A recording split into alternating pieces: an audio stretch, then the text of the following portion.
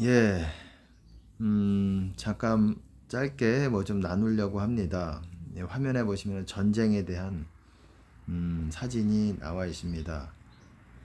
이 제목대로, 이 유튜브 설교 제목대로 지금 우리가 준비할, 영적으로 준비할, 뭐 세상 사람이 아니라 천국 가기 위해서 우리가 준비할 시간들이 거의 1년도 채 안 남았다라는 것을 하나님께서 이렇게 동역자들을 통해서 함께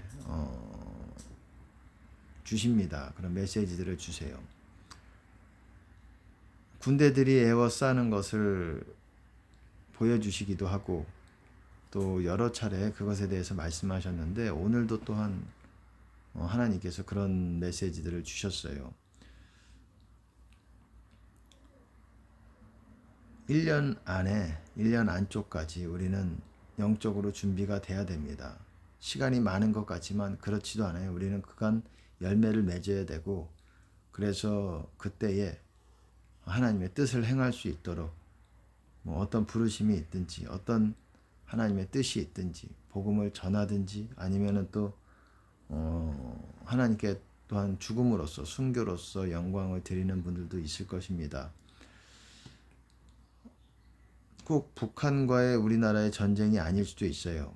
뭐 다른 나라가 개입해가지고 그렇게 될 수도 있고 하나님께서는 또한 이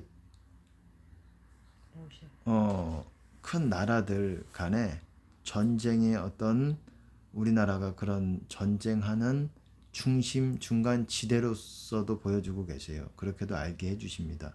그렇기 때문에 더 참혹할 수가 있다라는 거예요. 지금 러시아와 우크라이나가 전쟁을 하고 있어서 우크라이나는 자기의 영토를 지키기 위해서 열심히 열렬히 목숨을 다해서 이렇게 지켜내고 또 러시아와 싸우고 있을 것입니다. 하지만 만약에 이제 큰 나라들의 전쟁, 예를 들어서 미국이라든지 중국이라든지 그 전쟁에 이 개입이 돼가지고 이 나라가 그래서 북한까지 개입이 돼가지고 이 나라가 그 싸우는 어떤 전쟁터가 된다면 그거는 더 우크라이나보다 참혹하기 어려운 그런 상황이 될 수가 있어요. 군대들이 이렇게 도시와 이렇게 곳곳에 깔리는 것, 공항과 이런 것들을 하나님께서 보여주세요. 우리가 준비해야 됩니다. 준비할 시간이 거의 1년도 안 남았다고 보시면 됩니다. 그러나 또한 중보 기도자들이 우리나라를 위해서 많이 기도하기 때문에 이것이 안 맞았으면 좋겠어요. 하나님께서 더 지체해 주시고 지연시켜 주셨으면 하는 바람입니다. 여러분 이런 메시지들을 봤을 때 왜 그때 안 일어나 안 맞아? 그건 미련한 자들의 말이에요. 여러분 그런 사람들의 말들을 듣지 마세요. 안 일어나는 게 좋은 것입니다. 그리고 저 또한 이런 일들이 더 지연되고 더 준비될 수 있도록 열렬히 기도할 생각을 또 하고 있어요. 제가 약속을 드릴 수는 없지만은 이 나라에 대해서 기도를 더 열심히 해야 되겠구나라는 생각을 갖습니다. 그러면은 그렇게 하나님이 기도를 들으셔서 더 2년으로 늦춰 주실 수도 있는 거는 하나님의 관용이시고 하나님의 또한 우리를 향한 심판의 긍휼을 주시는 것입니다. 안 일어나도록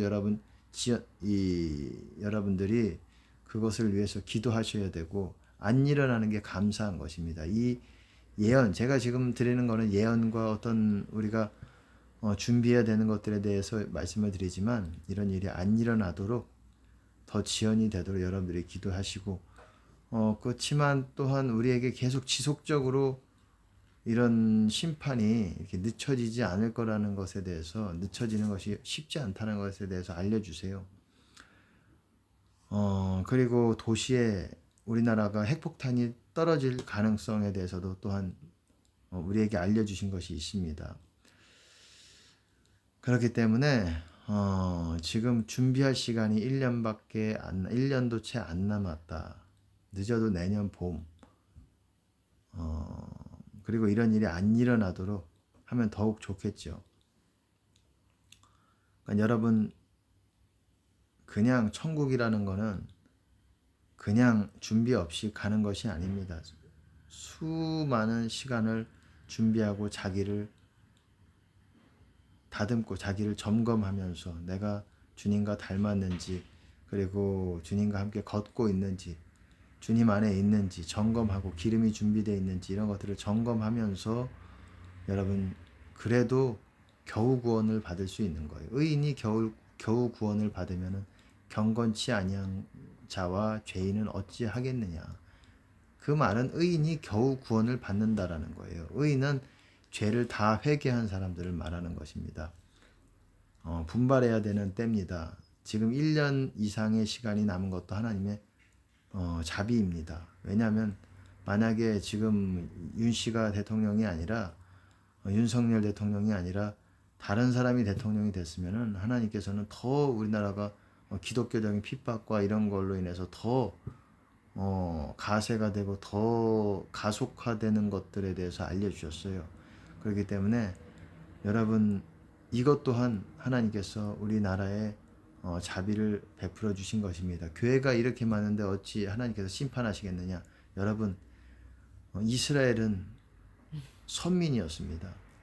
그들은 자부심이 있었어요. 하나님이 선택한 나라라는 것. 민족 자체를 하나님이 선택했다. 우리 민족을. 하지만 어땠습니까? 하나님께 그 선택받은 민족답게 행동하지 않으니까 어떻게 되었습니까? 완전히 나라가 해체가 되는 거예요. 사라지게 되는 겁니다.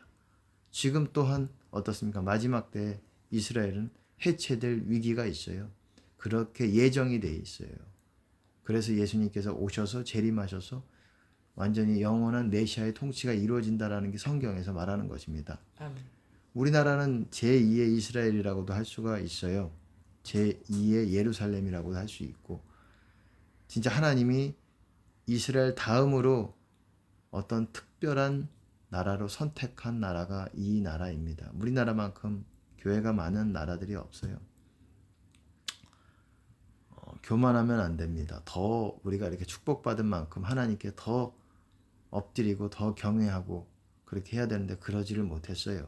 성령님은 우리가 모셔드리지 않고 성령과 상관없이 목회는 프로그램과 경쟁이 되었고, 어떻습니까? 목회자들은 배를 불렸고 마음이 살쪘고 본인 자신 스스로가 천국문 안에 들어가지 못하고 들어가고자 하는 자도 막았고, 그 그릇 안에는, 그 몸 안에는 뭐가 쌓여 있겠습니까? 탐욕과 탐심과 그리고 외식이 가득한 겁니다.